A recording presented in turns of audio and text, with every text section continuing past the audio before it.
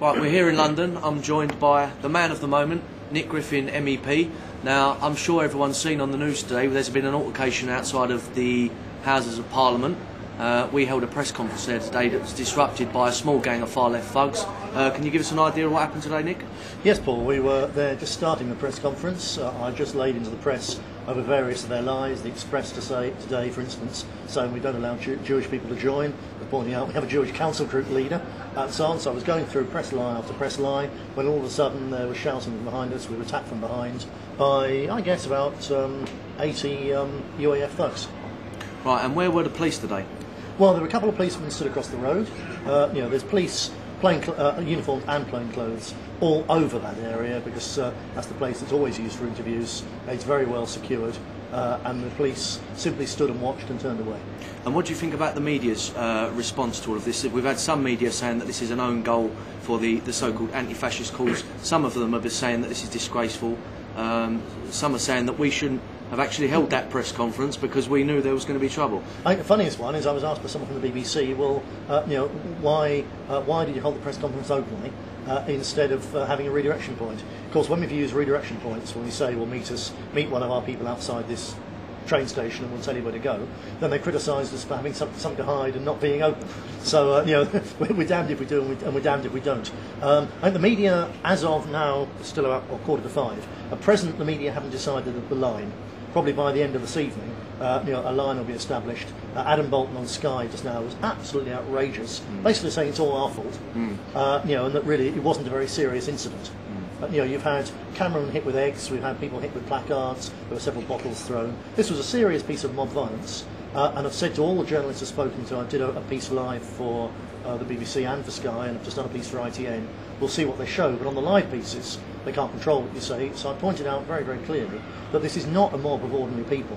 The UAF organisation is organised by groups which are in many cases financed by the Labour Party with taxpayers or even lottery grants or police money, so this isn't a mob. This is actually called together by the ruling government as a sort of militia.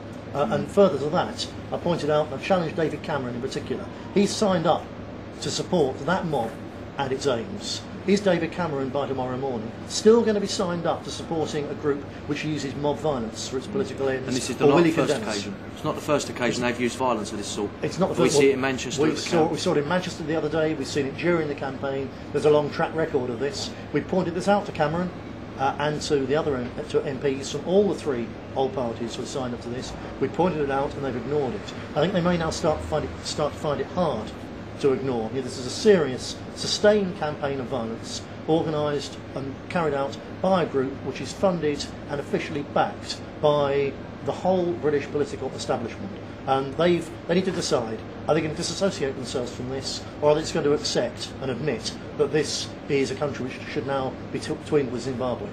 Well, this is the whole point. There's been an escalation of trouble. We see it at the count, we see it today.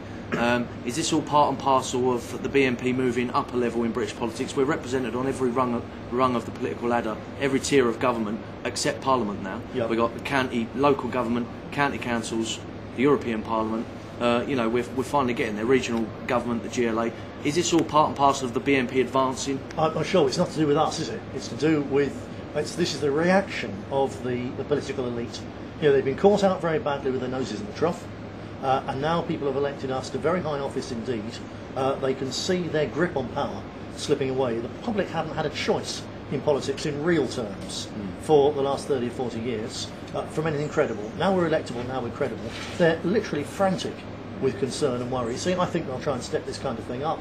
The question, of course, is how the public perceive it. The initial reactions, even as you said from some journalists, was this is an absolute outrage, which of course it is. Yeah, everyone's saying that you're an elected politician, you've got a right to free speech to get your point across. The entire media smear campaign against the British National Party, do you think, in a roundabout way, that's the biggest compliment, and all this violence, the biggest compliment they could pay us that we are moving up to another level. We are becoming mainstream. They wouldn't really bother with us if we were still an irrelevant small party. Indeed, it's not just the media. You know, the Sun telling lies about where we stand on the Gurkhas, the Express repeating the same thing and saying that we don't have Jewish people as members.